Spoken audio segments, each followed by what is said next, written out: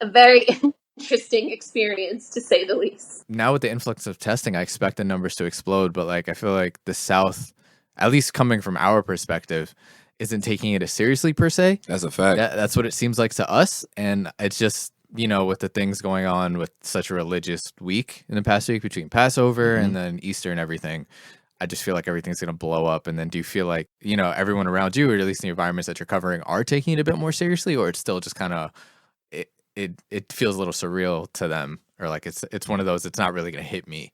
Yeah, it's I mean, I don't know how big it's been up there, but I know down here what a lot of churches started doing are live streaming, of course. But we do have a lot of churches that started doing like drive-in services where like a drive-in movie theater basically, but like you just in your car, so, there's somebody on stage and shit.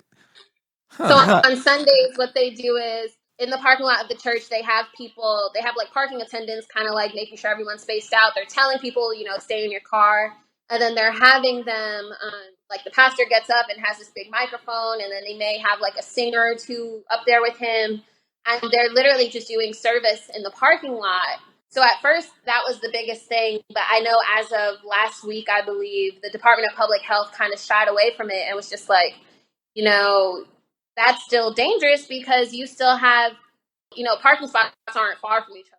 So if you have people getting out of their car, you know, to say hi, or you have some people that just can't hear as well, so they'll step out their car and just still be standing outside. So you're still dealing with social distancing issues. But yeah, we've seen a little bit of everything going. We've had churches doing like Facebook Live services, which I feel like is normal, live streaming. Drive-through services.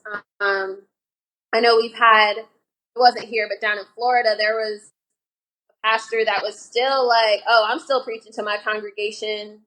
We're just only going to allow up to 100 people. And I'm like, that defeats the purpose of the whole thing. So yeah, I think it's been an adjustment for everyone. And I know I interviewed a pastor on Saturday because I work Saturdays, and I asked him, you know, what are you guys doing for Easter Sunday service? And he kind of mentioned that they did like this whole how-to video of how to do communion from your house. So, you know, like, yeah, so talking about, oh, you don't necessarily need, you know, what you would normally have for communion, what they give out at church. He's like, you know, you could just use a simple slice of bread and cut it up, and you can pour some wine or whatever you have. So there's been real quick, basically. You know what I'm saying? Yeah, so we're seeing all kinds of like people making unique adjustments, I'll say. Right. That's a good way to put it.